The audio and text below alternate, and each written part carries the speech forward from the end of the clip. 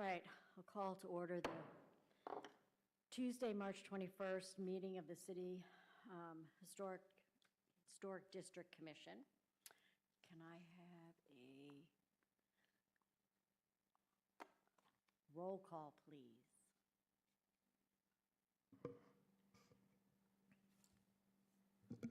James? Present. Eric? Oh, sorry. Andrew? Present. Dana? Present. Christy? Present. Okay, do I have a motion to excuse Dan and Eric? So moved. All in favor? Seconded. Second. All in favor? Yes. Yes. So we will excuse Dan and Eric. Are there any motions to amend or any amendments to the formal agenda? No? Do I have a motion to adopt the agenda? I'll make a motion to adopt the agenda. Second. All in favor? Yes. Yes. Yes. Okay. And approval of the minutes of the last meeting.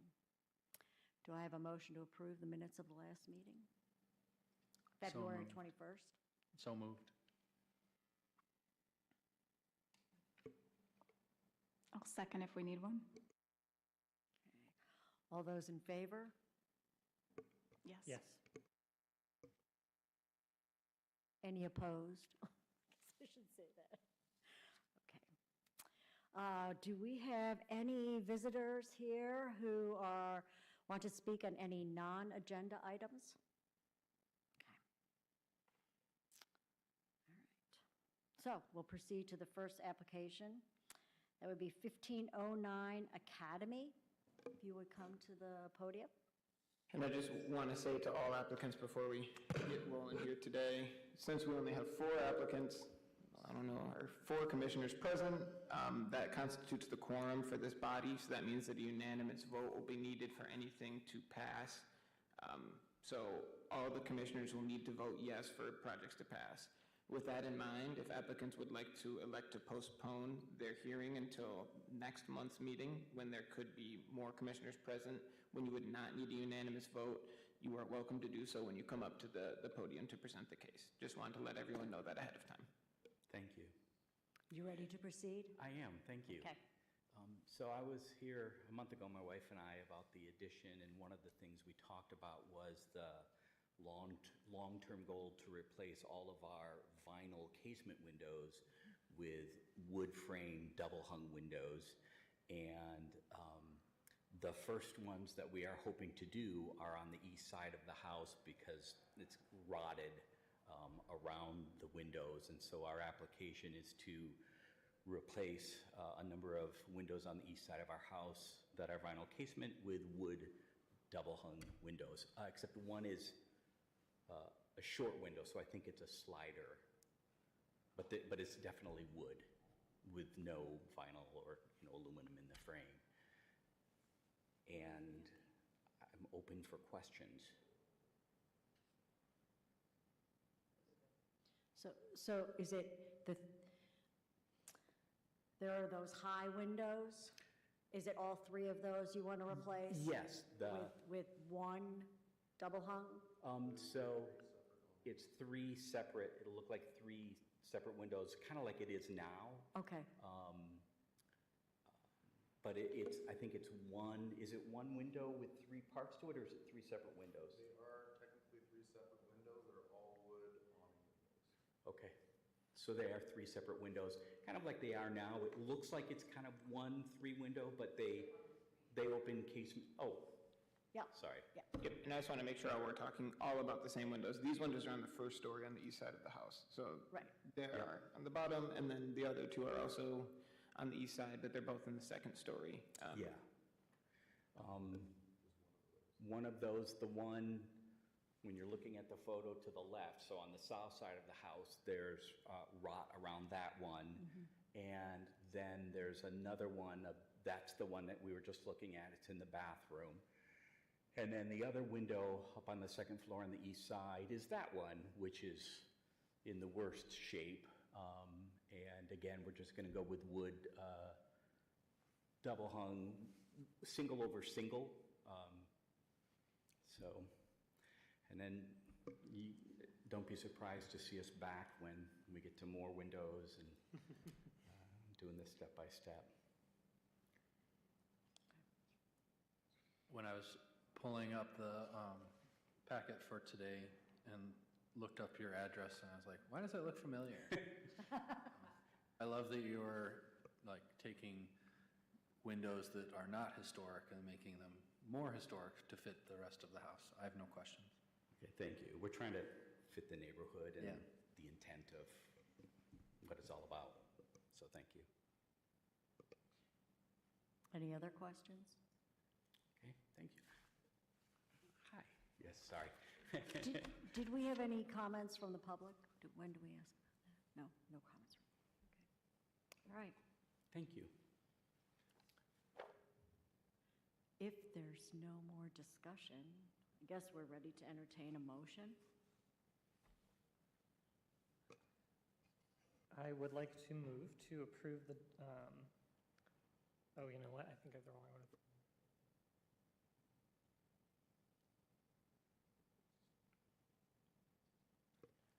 I'd like to move to approve a certificate of appropriateness for the work as described in the application.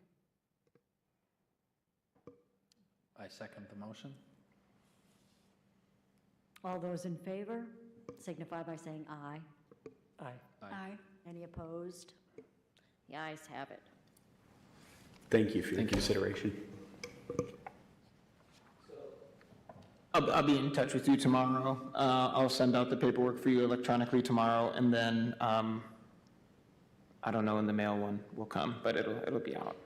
I got the one from last month in Yep. the mail, so, okay. And then just a housekeeping note too, from now on those should be roll call votes for the end. There was Okay. everyone was unanimous on that, but just for the rest, you're still good Got to it. go. But yep. Thank you. Yep.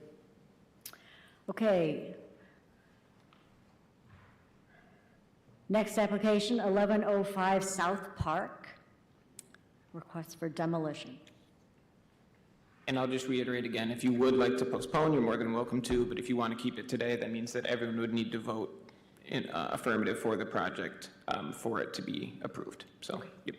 Thank you. So I assume you've read the application. My name is Jillian. The garage has fallen into a state of disrepair. Over the last 8 years, I've owned that property. And because of the way the easements, first of all, the garage is too small to use and has never been shored up. There was never a door or a way to secure the property. The way that it sits, I have the double lot of 1105 and 1109. It's currently my massage therapy business. And the garage sits on an easement that actually the first half of it belongs to 319 Wall Street, which is a duplex that has changed hands probably 5 times in the time that I've been there, and some of the renters are month to month.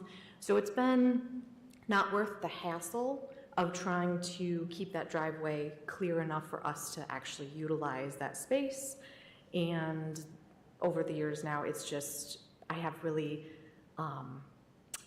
better use for the space by putting up a nice fence and kind of delineating our property from the Wall Street duplex. And I would like to turn it into more of like a green space and kind of level out the parking lot there and continue the gardens around that area. So getting back to, that's I guess future work, but the garage itself is unusable for definitely anything that we would put in it. We would have to remediate a lot of it and then change the door, put it on the other side. It would just be a lot of work and effort to salvage a building that really is not useful, especially the way that it sits on the easement. Questions? I was curious, do we know when the more architecturally significant portions of it would have been removed, like the windows and doors? Oops, I do not know when those things would have been removed. at all. I don't think, none of that work needs to be permitted to remove doors on a garage, to remove doors period really, or to remove windows. None of that would have been documented to my knowledge. I also had a question for you about the fact that it's partially on this easement that's shared by the duplex on Wall Street. How does that change things potentially for like it being their property? Like, do they need approval for this as well? So I think that the garage is fully contained within the parcel that belongs to 1105 Park Street.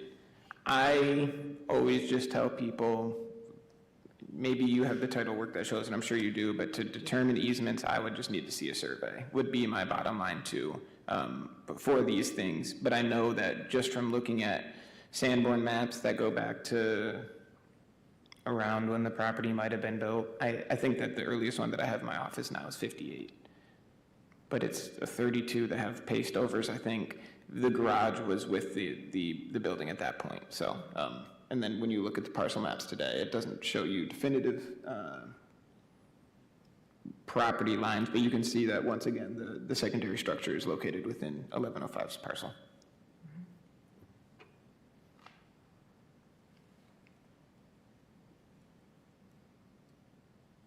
I guess I would add, just to clarify the easement thing, because that was it's been a source of many letters back and forth between myself and different lawyers and trying to figure it out. And not like hostile, just being like, what is going on here?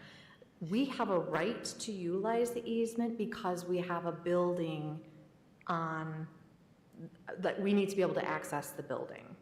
But the actual driveway portion, like the easement is the city's, right? And then the actual first 12 feet of that driveway does technically belong to 319 Wall. My property line is really goofy there. It comes up 1105 side and then, Wall Street is right there. It cuts, we have the second 12 feet of what they're claiming as an easement, or what we would be able to use if we could ever access it for our cars. That is where our property line goes, and then it cuts. There's maybe 10 feet from us to like they have a sidewalk around the house to access the back of the duplex. So our property line zigzags into the ravine next to ROI's property. So to clarify, 319 Wall Street does not have, they don't have access to the garage? Correct. It's nothing, yeah, our property just cuts it out, but we never get to use that 10 feet of space, so. Thank you. Yep. So looking at the requirements, it could be said that the resource as is, which is non-historic, is a deterrent to an improvement to the property, as it would alleviate the disagreements or confusion over the easement and access to the properties. That's a question to the committee.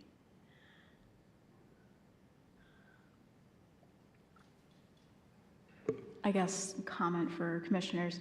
On one hand, I'm conflicted, feeling like the garage perhaps has been neglected over the past, 8 years that they have owned it. Mm-hmm. However, it also sounds like it's not in a usefully placed position on the property, and as it does not have a door or windows that are of historic significance, I might be swayed to vote in favor of demolishing it, because clearly they have no intent to use it. And I feel like with the easement question, perhaps asking them to repair a structure that doesn't have monumental historical significance and isn't really useful, I guess that's something for us to consider. I think that we have to consider what Dana said too, because it hits upon the requirements that we need to be looking at. And I want us to make sure that we're only considering the things that we are allowed to consider in these situations. So I don't have the 4 things in front of me, but the 2 that I think that I cited were an improvement project, which I believe says public improvement project, which I didn't think hinged in this case. The other one being it is not in the interest of the majority of the community, which is vague wording, and it's probably vague on purpose. The other things to consider is that, to me, when I was thinking about this in the historic sense of things, I don't think that use generally is going to be something that should be considered unless you're looking at it through the lens of public interest of a project, or I don't know what the intent behind is it of interest to the majority of the community? I would happen to think that probably has something to do with the significance of the building, but maybe not. And I just want to make sure that we're thinking about those things. No, not a problem. Secondarily, looking at it, I think it's also important to consider that I don't know what age it is. It could be as old as the building, but it could also not be as old as the building. We don't know that. Second of all, I don't think that it exhibits, like I noted in my report, I don't think that it exhibits things that are stylistically consistent with the building, so it doesn't showcase any of the stylistic elements of the building. And it's not something that I would consider to be like a contributing element to the significance of the building. Just things that I want you guys to think about. And I know that it's easy to start to look at use and easy to look at the other things, but we are looking at Secretary of the Interior standards, and then our demolition standards, and then the notice proceed considerations. So for the applicant's benefit, I'll just read you what we have to find. First of all, the standards that he's referring to, the Secretary of Interior standards for rehabilitation don't apply because this is a demolition, and demolition violates all 10 standards of rehabilitation. Okay, so we're not really dealing with that. What we're dealing with is work within a historic district shall be permitted through the issuance of a notice to proceed if any of the following conditions prevail, and if the proposed work can be demonstrated by a finding of our commission to be necessary to substantially improve or correct any of the following. So the first one is, the resource constitutes a hazard to the safety of the public or to the occupants. I mean, to put a door and windows on it to keep the vagrant population from utilizing it at their whim would be, I don't know, almost futile because I'd have to rebuild so much of it. Okay. So yeah, definitely I'm continually cleaning up trash and needles and just paraphernalia from in there for sure. Okay. And the second would be, the resource is a deterrent to a major improvement program. I think this is what you were referring to, which will be of substantial benefit to the community. I guess that's what I was thinking, that the community being your community of neighbors. But right. that's Well, what and I think that that's fine. There's just caveats for that one that have not been met. So community, you're right, I think could be defined at any scope, local or global. I think that it's vague. But then the next things say that the applicant proposing the work has obtained all necessary planning, zoning approvals, financing, and environmental clearances, which I guess I don't know if that's even. Yeah. Have you done that? I did pull a permit for the, well, first of all, I am active with our Wall Street garden community, and I do allow them to use the ravine, so they have access to like our property to dump whatever organic material from the gardens. And I am on friendly terms, especially with, I am even with whoever owns the Wall Street property now. So I do think that it would serve our community to have not only clear expectations and delineations, but certainly my business is thriving and I provide jobs in the community, and our customers then also would have a cleaner place to park. There's not going to be people cutting through from that side anymore if I put up the fence, which I did pull a permit for, and I'm in the process of figuring out what I need to do for that, whether it's the survey, I talked to the assessor, or if it's, I mean, obviously it's a survey, but then also what are the requirements for the historic commission for a fence? Okay, I guess I wasn't clear. Oh, So when I was, for this standard, right? Yep. You have articulated how you think it would be of benefit to the smaller community of your neighborhood and the people that you interact with on a regular basis. But it also requires that the applicant proposing this work, you, has obtained all necessary planning, zoning approvals, financing, and environmental clearances. So I'm not aware if there are. Sorry, yeah, and I think that these things are written very shortly and vaguely, and it's probably on purpose. That could also probably be for an actual physical improvement of a property. Okay. If that makes sense, of a building of some kind that you would need to secure that stuff. I think that, I guess 2 and 4 to me also go hand in hand when looking at I guess one of them is posed in the negative. It's not in the interest to keep it, and the other one is saying that it's hindering in some sort of public, or an improvement project for the community, so.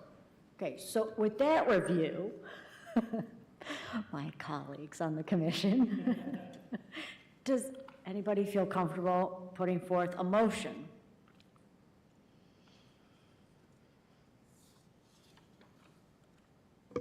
I just wanted to add first that one thing I'm considering is the location of this historic structure on the property. It's not prominent, so I'm considering that, like it's not something that you see very closely when you're driving by. And I think the biggest thing swaying me towards wanting to approve is the danger of it being open to misuse. Even- So with that,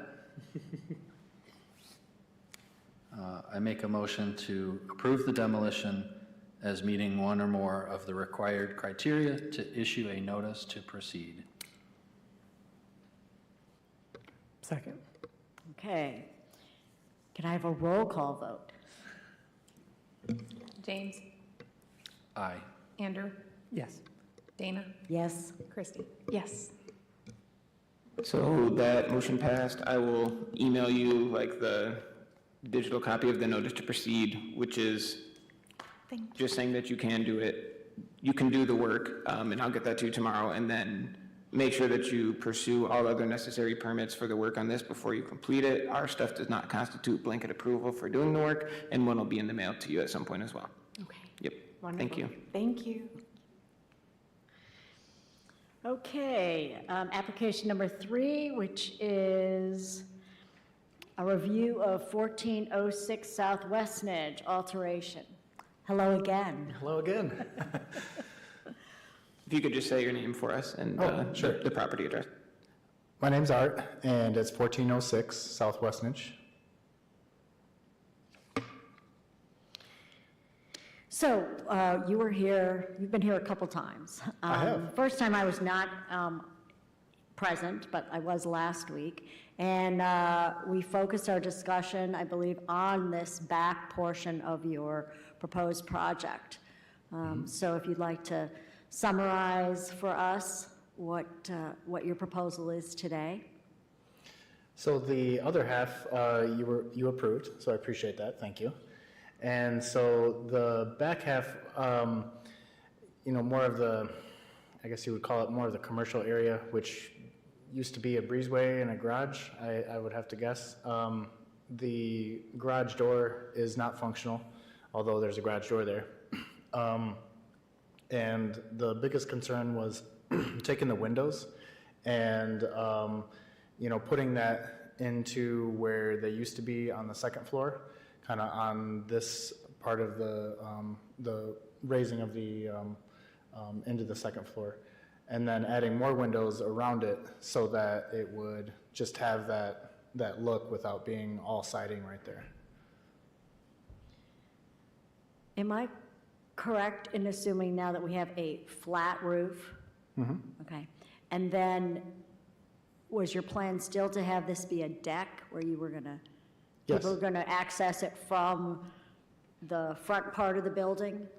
It would be, the rear part of the building would be able to access the Okay. deck on the top. On the top, okay. And instead of the door being on the second floor, it would be on the third floor. Well, it's not technically a third floor, but it will be a space for rent.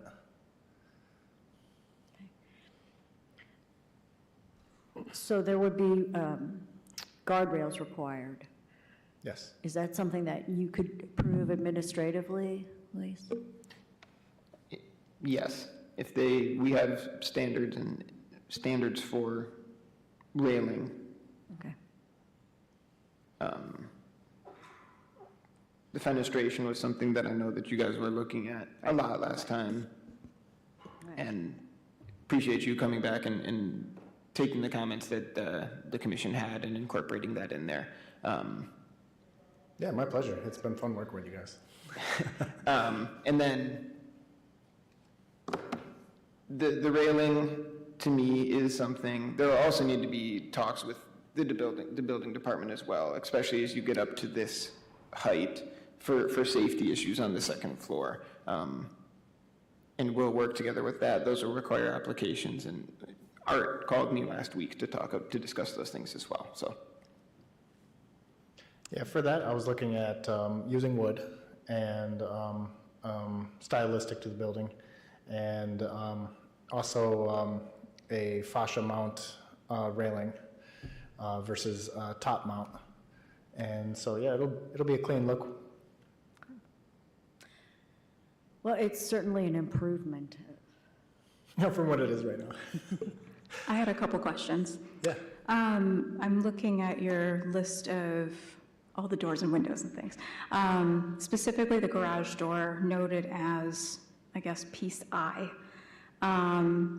So I see you've noted no size or change to the, no size change, at least to the garage door, and that it's being reconditioned.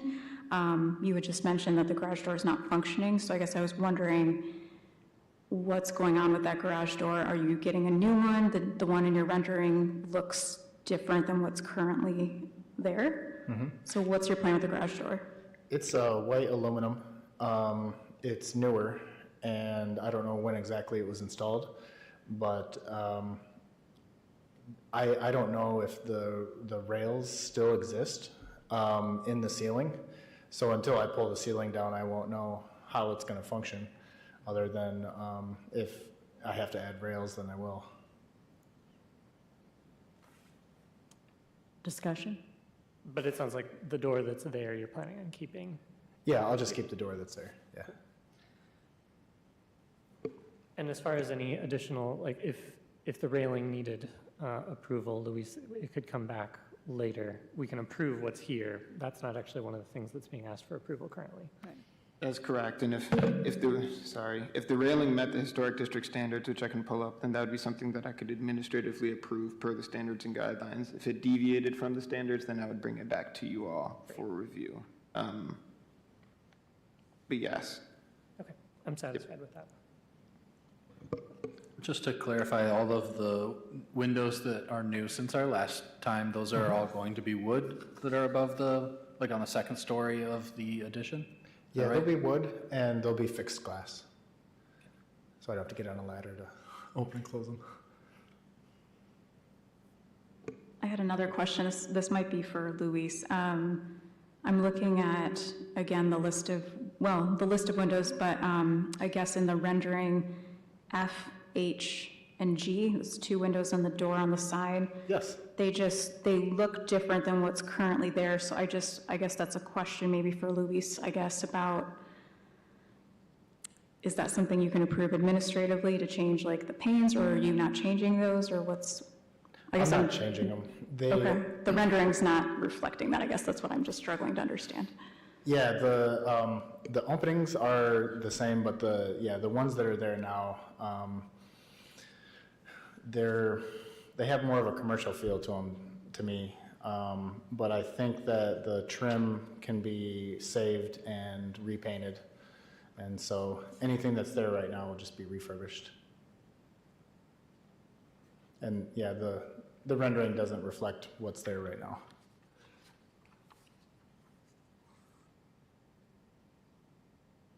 To be clear, you're just going to keep the windows that are existing there right now? Yes. Okay. So what we are approving potentially is the second story windows, is that correct? The second story of the addition. Is that right? To me, it seemed the last time when the postponement happened, the crux of the second story on the western addition of the building was postponed because there was fenestration and window issues. So the second story addition part has not been approved. It was postponed. And I guess if you guys want to look at that as all encompassing then, so the second story with all kind of the bells and whistles, if you will, of the windows, and the second story itself is what's on the table. And I'm just trying to remember from the application, the siding and everything on the addition will match the historic core of the house? Oh, yeah. I was there today. It's around the garage. It's a little bit different than what's on the house. So, if I have to match that closer, then I will. But otherwise, I'm going to try to just keep what's there.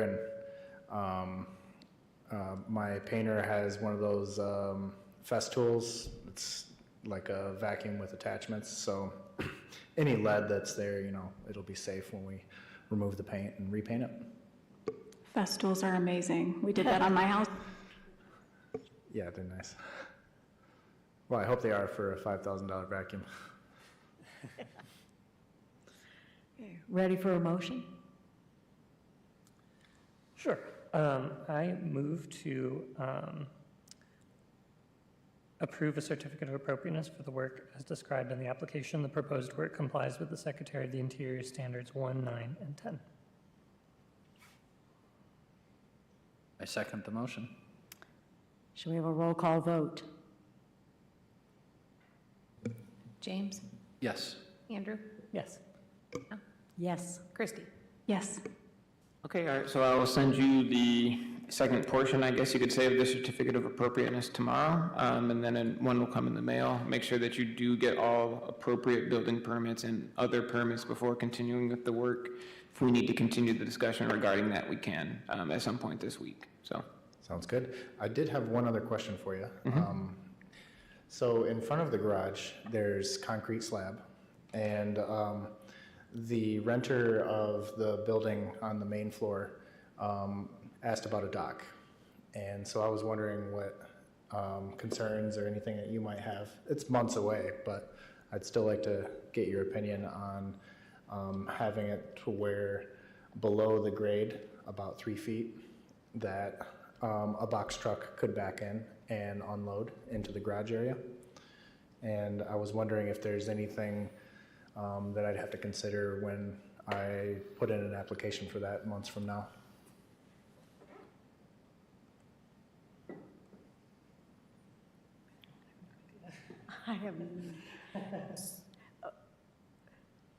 So I'm envisioning something based on what you just said, but I'm pretty sure it's not the same thing that Andrew's envisioning or James is envisioning. Which just goes to say that I think we would need a proposal, Yeah. that would detail what it is that you want to do with that. You're So more that than- we're all envisioning the same change. Okay. Yeah, the driveway just goes down a little bit below where the opening of the garage floor is. And so it slants down, proper water drainage and all that would be included in the application. I was just wondering if there's anything that you had off the top of your head I might want to consider. For that, I think that there have been consultation meetings in the past that have happened. So if in the intervening months you wanted to come for some kind of consultation, once you had some more of a rendering or something done with that, that would be permissible. Obviously, no action would be taken at that time, so I would make sure that you plan accordingly, that you don't need to do it when you're up against a deadline for anything. But I think that speaks to what Dana was saying, that being able to look at something helps the commissioners immensely. Okay, sounds good. And then oftentimes, because it's more than 2 feet, there's a little bit of a rail, and as long as that's wood versus like a metal, that would probably go over better. Again, I think a proposal would be needed for, and I don't want to speak for you guys, but I think that a proposal would certainly help in looking at that. Okay. But they can speak on it better than I can. You talking about the railing on the flat part, the deck, or no? Oh, just the railing for the dock. Oh, It would be between I and H there, and it would just be a short railing of roughly 8 feet. So one of the things about, so like if you were putting in an exterior, like decking or something, and then that had railing, one of the standards is that it's something that's relatively easily removable from a historical structure, so it would probably fall into that category. We would still be interested in materials and style, but those are usually a little bit easier to approve because theoretically down the road, if somebody wanted to fill in that area that you'd be sinking and remove the railing, that wouldn't be a permanent change to the structure. So Okay. generally speaking, those are easier changes to make. All right, well, I appreciate it. I think I see it now on the map. So not in front of the door on the addition, right? This is going down. Yeah, it would be in towards front of the the garage store. door. Okay. Garage. Oh. Yeah, and it would go down about 3 feet below the floor of the garage. Okay. Yeah, I would have to see it. Yeah, okay. Thanks for your help. Yep, definitely. Thank you, Art, and I'll be in touch with you tomorrow. Good to see you guys again. Yep. Yeah. Okay, and now we have our fourth application, 119 Prairie. Yep. Is the applicant? The applicant will not be able to be here this evening. Neither party from the application, so the person doing the work or the owner were not able to attend this evening. I was in touch with them today, saying that if action was not taken today, that action had to be taken today rather unless an extension is agreed upon for postponement. The applicant elected to have the case heard today, so I can go over it a little bit with you all if you would like, just to touch on some things. So if you could go down to the pictures, Casey, of the actual property, and then I guess if you could zoom in on these ones. This one sits kind of far up on the hill, and I never got all the way in there to take pictures. Sorry. This is 119 Prairie Street. Funnily enough, in my interpretation, it's also a prairie house. I think that's happenstance, though. There's a couple prairie houses on Prairie Street. There are, I think, yes, you're right. Maybe it's not happenstance, I don't know. So, the applicant is proposing putting aluminum soffit and fascia around the entire house and gutters. I told the applicant just to put the gutters in the application because it's all going to be coming together at once. The applicant missed the first meeting, so at this point, honestly, I will probably break the gutters out of the application because gutters can be administratively reviewable, and if they want to put gutters on, then I can work with them to get the gutters. But that's not the reason that I brought it before the commission. The reason that I brought it before the commission was the change of material from wood to aluminum in the soffit and the fascia. Prairie houses are, one of their characteristics is the wide overhang of the eaves, which are very prominent, and the soffit is the underside of those eaves, the fascia being the face of those eaves.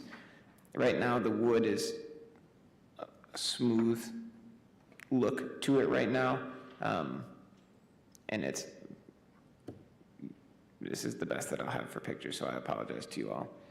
If you go back up to the earlier picture before this one, Casey, in the same zoom in, it'll be okay. Keep going up so we can see the soffit and fascia on these. This is what the applicant is proposing for the soffit and fascia.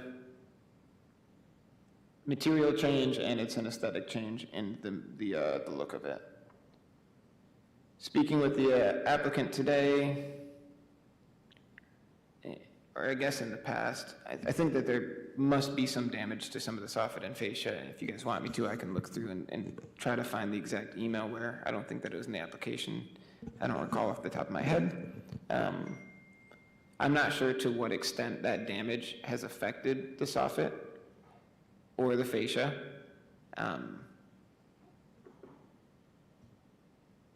That's, I guess, about all that I have. I'm more than willing to take some questions from you. I'm sure there's some damage, which is why they would want to replace it, but it just seems like it goes against so many of the standards that they're supposed to rehabilitate damage rather than replace it with non-historic materials. Yeah, I'm in agreement with that sentiment. In your discussions with the applicant, was there discussion about trying to do this with wood or to replace damaged material as opposed to changing it to aluminum? Were they open to that suggestion, or was there a reason why they wanted to change it to aluminum? I cannot recall off the top of my head. I could look through emails. Like I said, I think the damage is the thing. I believe that I asked them once if I wanted to know the extent of the damage, because if it's relatively localized, then just replacing the boards would, as James said, align much more closely with standard 6 than the rest of, than replacing the entire thing. The applicant's contractor also said that LP Smart Side or an LP product was also suggested, which is a composite wood of some kind. I said that they're more than welcome to present that as a possibility here at the meeting. Obviously an LP, I think, it's closer to a wood, but I don't know what it would look like either. Just something else to consider. Well, I think that the applicant bears the burden of proving damage, sufficient damage. And I don't see from the application that they have met that burden of proving that there's sufficient damage to authorize a global replacement. But my second concern is, even if it were, it would not be aluminum. Aluminum is not a sufficiently like material in my mind. I would tend to agree, and I'm perfectly happy to make a motion if no one else has any more discussion. Go ahead. So I think it's fair to say that more information is needed, specifically about the damage, and also if they are saying that they're willing to use this composite material, I think we'd need some information on what that composite material is and what it would look like. So I would move to postpone until the Historic District Commission meeting on the 18th of April, 2023, and we direct... Okay. And direct the applicant to provide the requested materials and information to the Historic Preservation Coordinator by noon on the 11th of April, 2023. Because the applicant already came once and they submitted to me a complete application on the 2nd of February, or the 8th of February, 60 days from that, 2 months away from that would be April the 8th. A decision needs to be made on the case by April the 8th unless the applicant agrees with us that a postponement can happen. And As the applicant is not here tonight, then there's no guarantee that an agreement would be had regarding that in time for that to happen. this is also the second month that has been on the agenda too, so they have had 2 times now to state their case, or have the discussion at least about other materials, but they're not here. So if I'm understanding you correctly, we have to rule on this today. What happens after the 60 days is that an application is considered approved if action is not taken on it 60 days after it's been processed. And this would be our last opportunity within that 60-day period to make a decision. This would be the last chance that you As a guys have board. together. Yeah. And today, the applicant declined postponing the meeting until next Okay. month, which is, I mean, I reached out to them, just as I told applicants here today as a courtesy to let them know about the quorum, that what the situation was fully. I guess this might be more of a process question, just to learn, but is there any way we could, if we all agreed, if they replaced it with actual wood, not a composite, if we were aligned to that, could we make a motion approving it? Or? We can't compel people to do things. Can't do that, okay, no, thank you. I mean, we can't compel them to use wood. Okay, Separate application, right? Since they're not asking it, you can't vote and say you have to do this when they are asking to use so they're aluminum. proposing something else, okay, got it.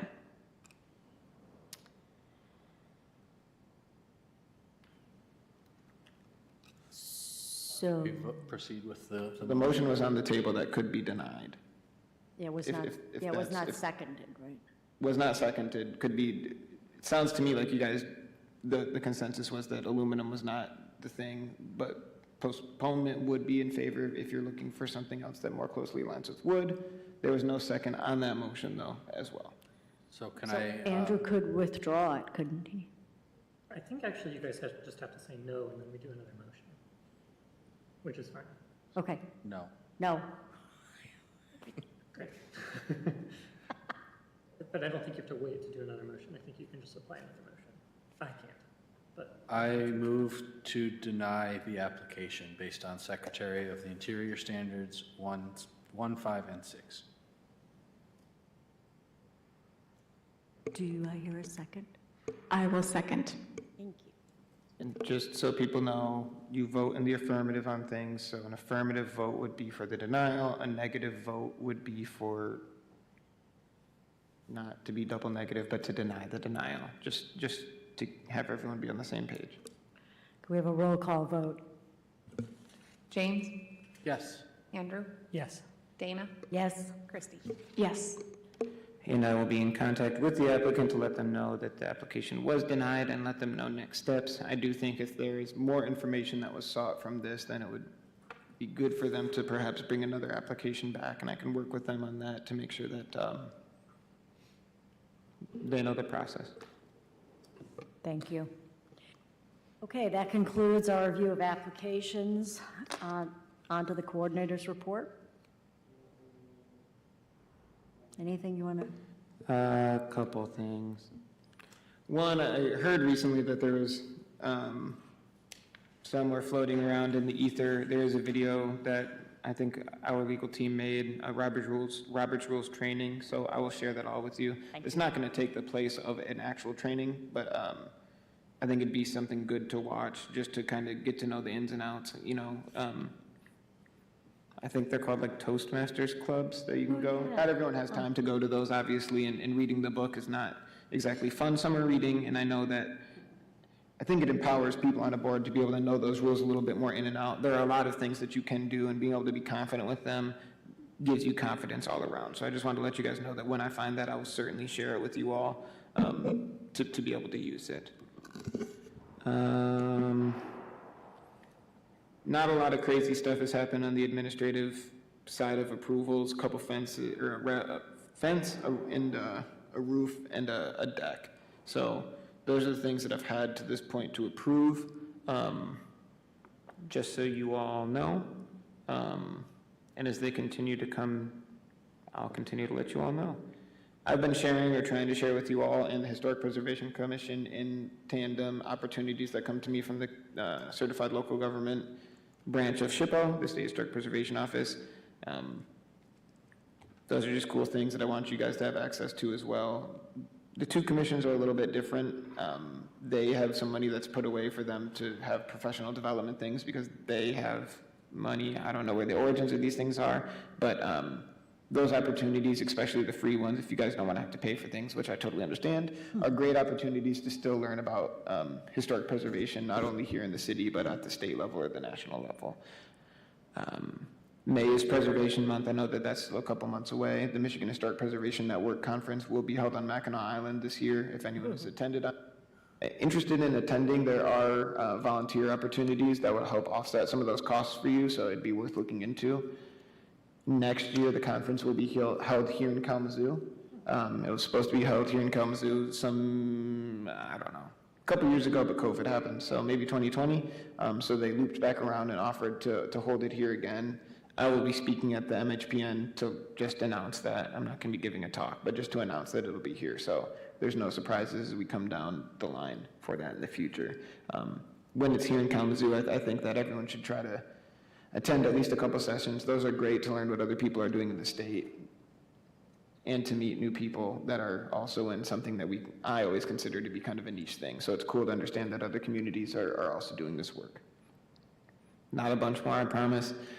The call is out right now for Historic Preservation Awards of Merit if people want to submit them. I can send the link out tomorrow. that will close on the last day of this month. That's just for people or institutions who have done remarkable work in the field of historic preservation in the last year here in the city of Kalamazoo. And then there will be a soiree held at the end of May to recognize those people and hand them off the awards officially and give them some time to speak about the work that they've done. I'm also in the process of rewriting the historic district standards and guidelines still. There's a survey that's open right now on imaginekalamazoo.com. I don't know the exact link, but I think it's like you could just look up imaginekalamazoo.com, historic preservation. Feel free to take the survey if you would like. That gives me a chance to get some input from the community and hopefully guide this in a way that is usable for everyone as we move forward with the standards and guidelines. And finally, as I said, May is Preservation Month. Still working on developing some activities for that besides the Preservation Awards of Merit. But there will also be a walking tour that's going to be looking at the architectural sculptures of Kalamazoo. So if people are interested in that, that's something that the Historic Preservation Commission has put on. They allocated money for that to be able to happen here in the city of Kalamazoo. Pam O'Connor was instrumental in coordinating that. So that should be a fun tour, I think.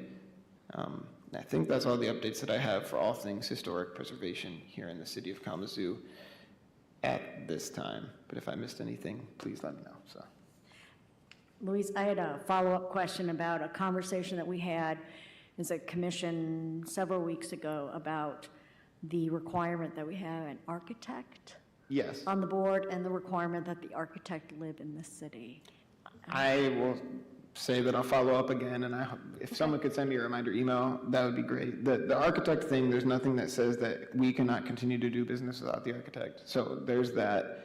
It does say, though, that all of our commission members have to be from within the city boundaries. So I'm going to make a more concerted effort coming up, after speaking with some of my colleagues that I work with, redundant, to try to reach out to some places where architects work, obviously, to try to make sure that we can find another architect for the position. And I do think it is something that's really valuable to have on a commission such as this. So I think so. Okay. All right, I guess we're at the adjournment portion of our committee. I have a motion to adjourn. I'll make a motion to adjourn the meeting. Thank you. Second? All those in favor? Yes. Aye. Yes. thank you all.